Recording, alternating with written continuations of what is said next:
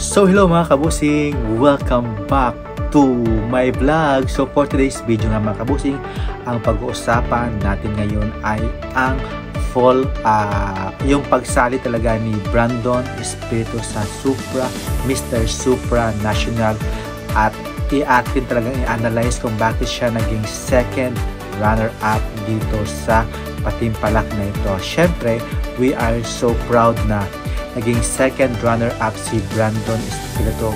Para sa akin na gusto ko talaga siyang manalo bilang isang Mr. Supra National, kasi sa kanya palang physical, dito sa kanyang video nito mga kabosing is sobra talagang fit na fit talaga yung katawan ni Brandon Espiritu. Sa videos pa lang niya dito is sobra talagang ganda ng katawan niya, sobrang gwapo talaga. At syempre yung kanya talagang katawan dito, sobra talagang may six pack, may abs pa talaga mga kabosing.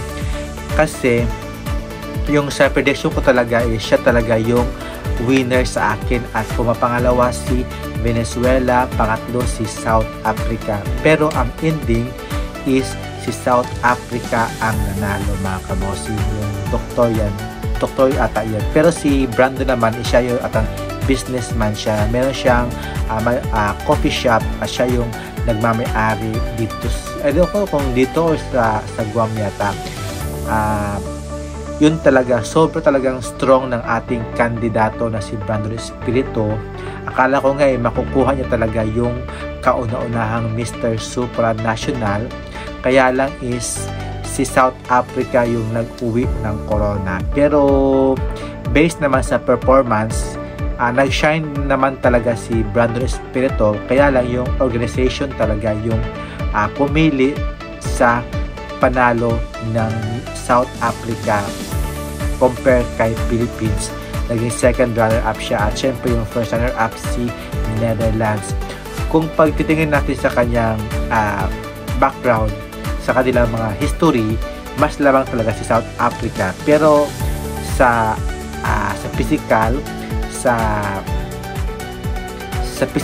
kagwapuhan talaga is para sa akin na mas lamang talaga si Philippines na si Brandon Espiritu. When it comes sa communication skills, mas okay din pa rin si Philippines sa akin. Napaka lovable niya tingnan, at syempre sobra talaga siyang approachable talaga. When it comes sa kanyang mata pa lang ni Brandon ng Philippines is sobra talagang nakaka-amaze, at syempre yung lips niya sobrang kissable lips talaga niya.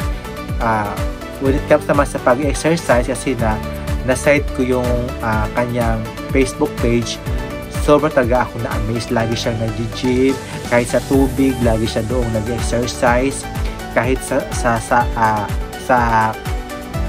garden nila nag-exercise siya doon, wala talagang tigil. At syempre kita mo naman talaga na fit na fit talaga si Brandon Espiritu sa kanyang katawan. Buti nga lang ito talaga yung standard talaga. Next year dapat makakuha sila ng katapat talaga ni Brandon Espiritu sa when it comes sa body, sa face, sa intelligence talaga. Akala nga natin si Brandon na talaga yung makakasungkit ng kauna-unahang Mr. Supra National 2024, pero naging second runner-up siya. Complete package na sana siya, pero ang ending ay second runner-up siya.